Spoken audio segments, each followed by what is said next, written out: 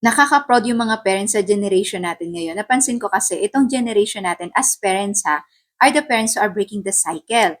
Tulad ng nagbibigay tayo ng emotional validation sa mga anak natin, yung empathy and understanding sa kanila, yung physical safety and security, yung unconditional love, and yung acceptance. Ito kasi yung mga commonly neglected needs ng kabataan natin. Pero ngayon, mas aware na tayo mas conscious na tayo sa kung paano nakaka-apekto yung mga salita, yung tone, yung actions natin sa mga magiging or sa emotional well-being ng mga anak natin.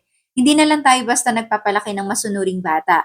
Gusto natin, ako personally magpalaki ng emotionally healthy and secure na tao. Yan talaga yung goal namin sa anak namin, yung maramdaman niya yung unconditional love namin for her, yung pag-unawa namin, yung pagtanggap namin kung sino siya, yung poprotektahan talaga namin siya. Alam niyo, sa totoo lang, yung healing journey ng generation natin ay hindi madali.